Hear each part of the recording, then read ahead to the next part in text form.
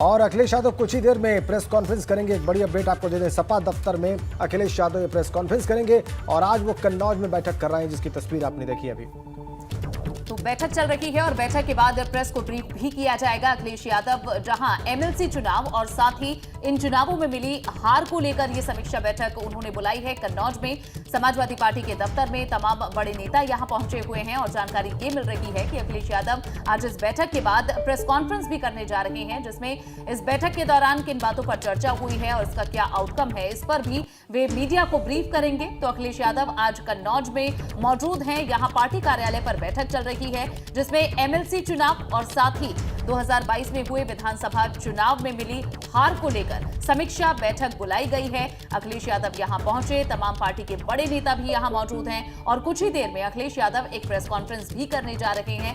बैठक के क्या आउटकम रहे उसे लेकर बताया जाएगा। और देखिए अब तस्वीरें भी सामने आ रही हैं। अखिलेश यादव अब अपना प्रेस कॉन्फ्रेंस यहां पर अपनी शुरू कर रहे हैं। हम ही बोल दें, मैं अपने प्रेस के लोगों का धन्यवाद देना चाहता हूं। आज समाजवादी पार्टी के जिम्मेदार नेता कार्यकर्ता लगातार कुछ बातों को कह रहे थे और उन्होंने ये बात आज इस कार्यक्रम में भी कहा कि भारतीय जनता पार्टी लोकतंत्र की सीरियल किलर है। लोकतंत्र में वोट कैसे लूटा जाता है उसकी एक्सपर्ट पार्टी बन गई। यहां पर पिछली बार देखने को मिला था बहुत सारे साथी पर्चा नहीं भर पाए थे। लखीमपुर में भी पंचायत के चुनाव में हमारी माताएं बहनों के कपड़े फाड़ दिए गए थे। अभी एटा में जिस तरीके से जिलाधिकारी और पुलिस कप्तान मिलकर के भारतीय जनता पार्टी से पर्चा ही नहीं भरने दिया। हमारे साथ फरक्काबाद के भी प्रत्याशी बैठे हैं, इनके साथ भी जो व्यवहार हुआ था वो अखबार और टीवी में देखने को मिला है। आज सभी कार्यकर्ता, सभी नेता इस बात के लिए कह रहे थे कि चुनाव बिल्कुल फेयर हो और मैं अपील करता हूं, मुझे उम्मीद है कि न केवल कन्नौज बल्कि पूरे प्रदेश का जहां जहां चुनाव होगा बिल्कुल फेयर चुनाव होगा। लेकिन बीजेपी से फेयर चुनाव की उम्मीद करना अपने आप को धोखा देना है। लेकिन उसके बावजूद भी हमें उम्मीद है कि यहां के अधिकारी निष्पक्ष चुनाव कराएंगे। वैसे तो ब्याज की लूट हो रही है बैंकों में। जब से भारतीय जनता पार्टी की सरकार आई है लगातार बैंकों का ब्याज कम हो रहा है, ब्याज की लूट हो रही है। और अभी सुनने में आ रहा है कि कानपुर में जो लॉकर्स हैं, जो सबसे ज्यादा सुरक्षित होती हैं, उनकी लूट हो गई। ब्याज की लूट, लॉकर की लूट। हम तो अपील करेंगे जनता से, जिन जिन के लॉकर हैं कम से कम अपने लॉकर चेक कर लें। इस भरोसे में न बैठें कि लॉकर से चोरी नहीं हो सकती, लॉकर से लूट नहीं हो सकती। अगर कानपुर में लूट हो सकती है लॉकर में, तो हर जिले में भी कहीं न कहीं बैंकों के लॉकरों से लूट होगी।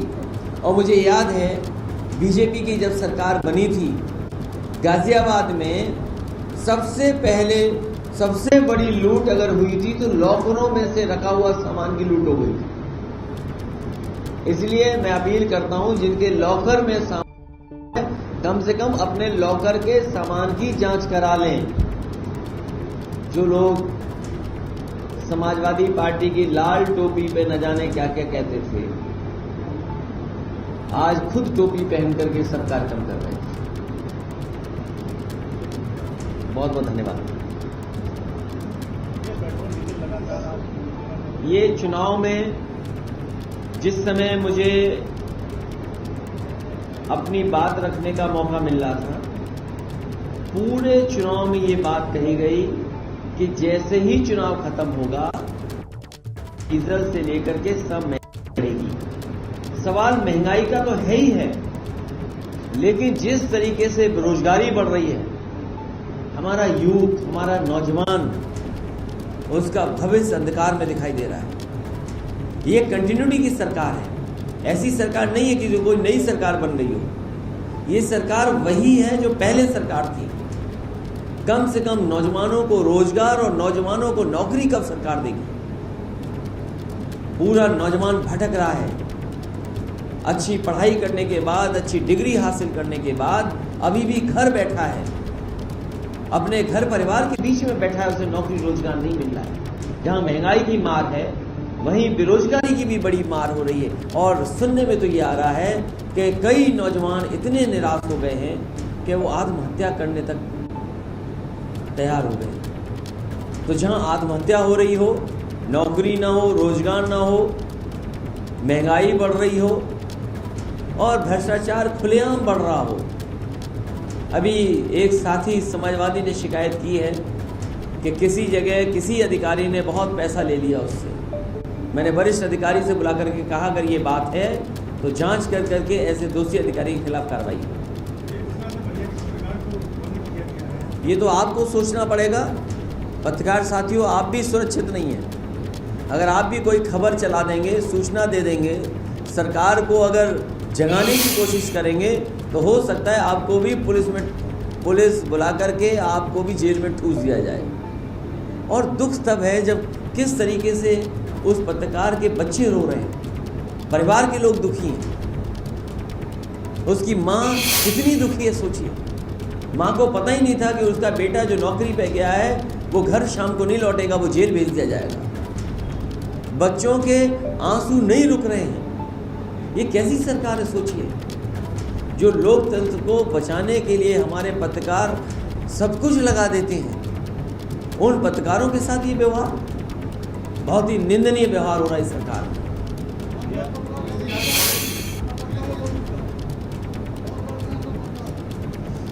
अब आप भी लड़िए, हम भी लड़ेंगे, आपका साथ देंगे हम।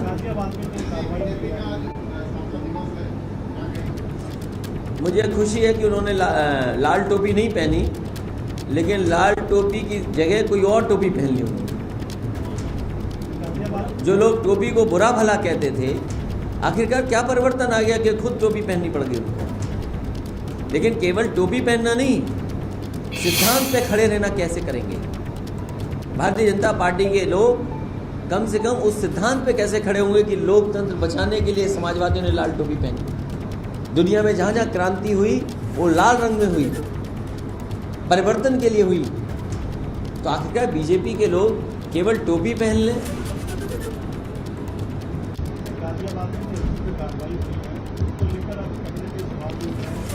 मेरी उसमें जानकारी नहीं है, लेकिन सुनने में ये आ रहा कि एक ही जाति के ज्यादा लोगों को सस्पेंड किया गया।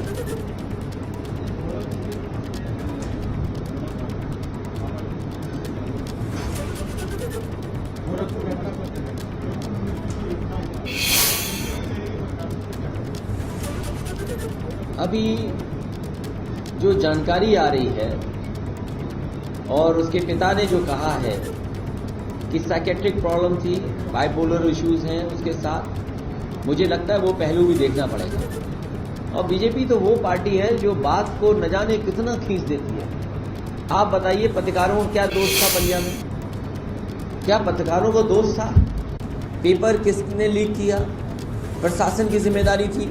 पत्रकार ने तो केवल सूचना दी, मदद करना चाहता था पत्रकार, लेकिन पत्रकार को जेल भेज दिए गए।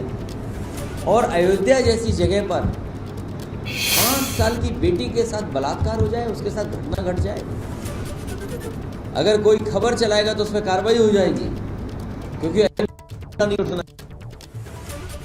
अयोध्या में 5 साल की बेटी जो ब्राह्मण समाज की थी, उसके साथ घटना हुई। अब 1 साल उसका इलाज होगा, सोचिए आप। क्या सरकार उसकी दवाई की मदद कर रही है? क्या सरकार उसके इलाज की मदद करेगी? क्या सरकार आने वाले भविष्य में उस परिवार की मदद करेगी? उस परिवार में छोटे छोटे बच्चे हैं, उसके ताऊ को ऐसा सदमा लगा उस बेटी के कि ताऊ की जान चली गई। क्या सरकार उस परिवार की, जिसके परिवार में 5-6 बच्चे हैं, छोटे छोटे बच्चे हैं, अयोध्या में ब्राह्मण बेटी के साथ 5 साल का बलात्कार हुआ, 5 साल की बेटी के साथ। अगर आप खबर चलाओगे तो हो सकता है आप पे कार्रवाई हो जाए।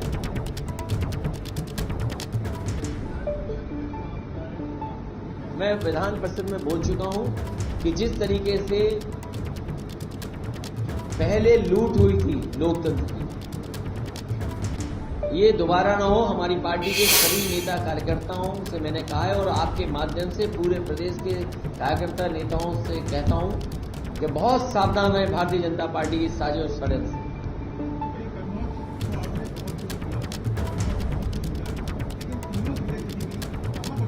इसकी समीक्षा ईद के बाद होगी, उसके बाद मैं आपसे बात करूंगा।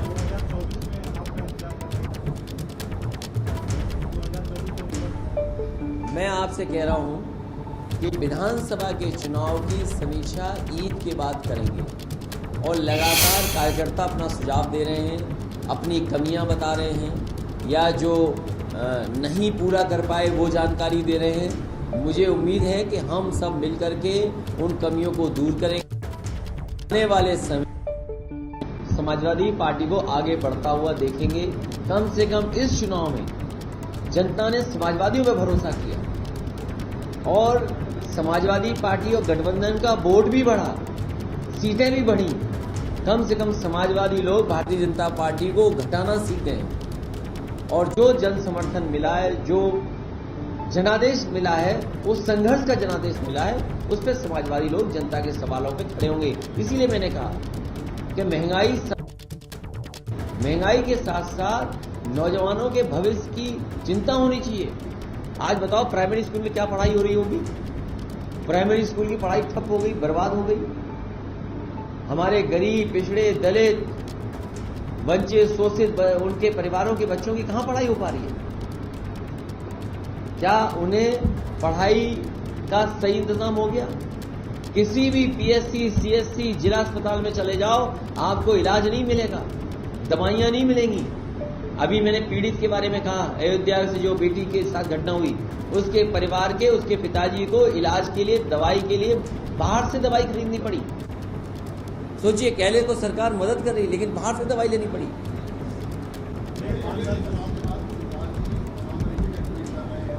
उन बातों के लिए आपको समय नहीं व्यर्थ करना चाहिए।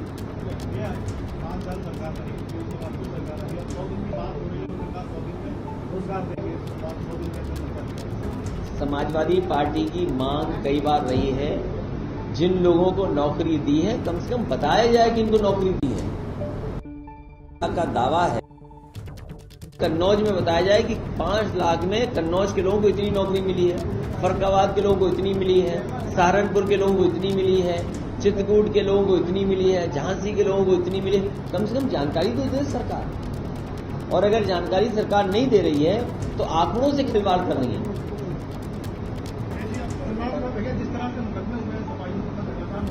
समाजवादी पार्टी लगातार सहयोग लेगी और लगातार जो मुकदमे लग रहे हैं उसके लिए संघर्ष करेगी।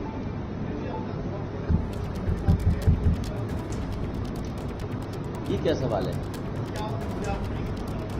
आप जब विधानसभा चले, मेरी तो आपसे अपील है कि अगर सवाल हमसे पूछो, सरकार से ये कहिए सदन ज्यादा से ज्यादा चलाए, जिससे जनता के सवालों को उठाया जा सके। अब इससे आपसे बेहतर कोई नहीं जानता होगा, आप में से बेहतर कोई नहीं जानता होगा।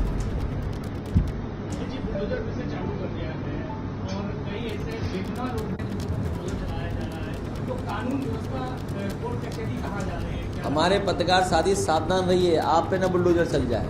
अभी तो बलिया के पत्रकार पे चला है बुलडोजर। कौन? नहीं, नाम बताओ क्या है, मुझे नहीं पता क्या किन की बात कर रहे हो आप। पूरा डिस्क्राइब करिए ना, कुछ धारा आ रहा है बताइए कुछ। इतना मत घबराइए पत्रकार साथी, कहीं जेल नहीं जा रहे हो आप। ठीक है, समाजवादी पार्टी अपने प्रत्याशी के लिए काम कर रही है और लगातार उत्तर प्रदेश में प्रधान, बीडीसी और जो सभासद हैं वो दुखी हैं सरकार से, लेकिन सरकार दबाव बना रही है, मिठाई लेकर के सरकार जा रही है। सोचिए, सरकार मिठाई बांट रही है। सरकार बनी है, इतना जन समर्थन, उसके बाद मिठाई बांटनी पड़ रही सरकार को वोट लेने के लिए।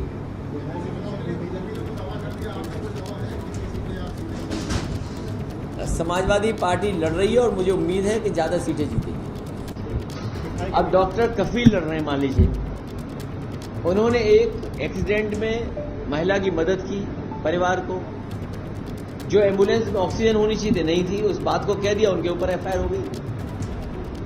डॉक्टर कफील की न जाने कितनी बार गाड़ी चेक हो चुकी है, इनकी चेक हो जाएगी गाड़ी, लेकिन बीजेपी की गाड़ी चेक नहीं हो सकती।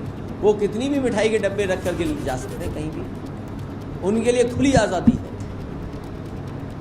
अभी एक व्यक्ति ने शिकायत की कि 70,000 रुपए एक पुलिस ने ले लिए उसके। एक वरिष्ठ अधिकारी से मैंने कहा कि भाई इसके 70,000 रुपए दिलवा दीजिए। वो वरिष्ठ अधिकारी गायब है तब से।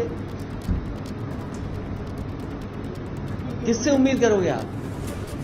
व्यक्ति शिकायत कर रहा है और शिकायत होने के बाद कोई कुछ नहीं पूछने वाला।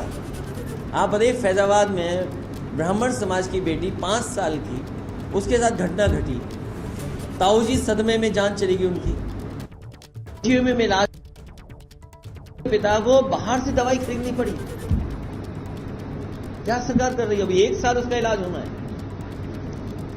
और डकैती, लूट, कितनी पढ़ूं मैं खबरें। जब से बीजेपी आई है सरकार में, डकैती लूट तो जाने कितनी बढ़ गई है। गरीबों के 5-5 हजार रुपए लूट लिए सरकार में, बताइए। 5,000 रुपए रखे घर में, कोई आया दरवाजा तोड़ा, 5,000 रुपए ले गया। कानपुर में चीजें गायब हो गई। मैं तो अपील करूंगा कि जिन जिन ने अपने लॉकर में सामान रखा है, अगर बैंक में सुरक्षित नहीं है तो कम से कम अपना बैंक की लॉकर देख लें, चीजें सुरक्षित हैं कि नहीं है।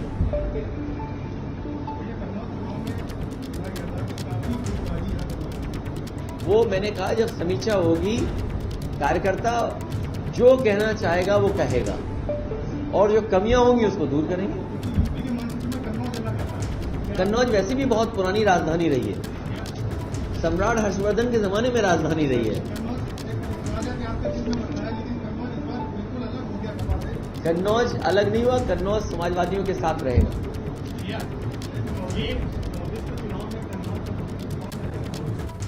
जल्दी क्यों है? समाजवादी पार्टी जीतेगी।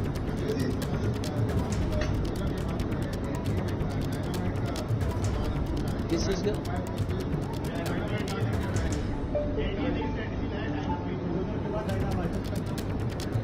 देखिए, सरकार है, कुछ भी कर सकती है। अगर डायनामाइट, इससे पहली बार नहीं डायनामाइट चल रहा है, इससे पूर्व में भी एक सरकार ने डायनामाइट लगा करके बिल्डिंग और स्टेडियम तोड़े थे, लेकिन जनता ने उस बार सरकार को ही खत्म कर दिया। ये कोई ऐसा बहुमत नहीं है, और ऐसे बहुमत इस देश की जनता ने बहुत बार देखे हैं।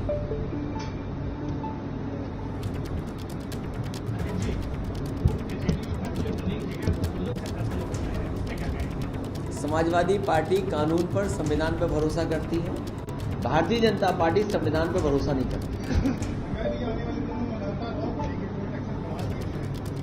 महंगाई बढ़ेगी, बेरोजगारी बड़े सवाल है जिसका जवाब जनता पार्टी को देना चाहिए।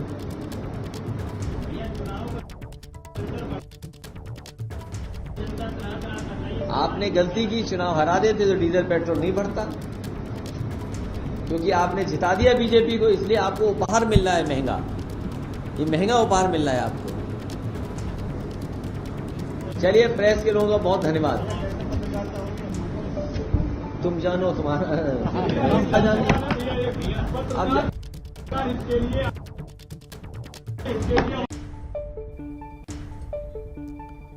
अखिलेश यादव की प्रेस कॉन्फ्रेंस बस अभी अभी समाप्त हुई है और एक के बाद एक ताबड़तोड़ उन्होंने प्रहार किए भारतीय जनता पार्टी पर और भारतीय जनता पार्टी की उत्तर प्रदेश सरकार पर। वो कह रहे हैं कि बीजेपी लोकतंत्र की सीरियल किलर है और उनसे निष्पक्ष चुनाव की उम्मीद करना अपने आप को धोखा देना है। जाहिर सी बात है कि वो एमएलसी चुनाव की बात कर रहे थे, जिसमें मतदान होना है और परिणाम आना है 9 तारीख को और 12 तारीख को। तो इसी बात को लेकर वो हमलावर थे और उन्होंने पंचायत चुनाव का भी हवाला दिया। उसमें जो हिंसा हुई थी, जो बातें सामने आई थी, उसका भी उन्होंने जिक्र किया।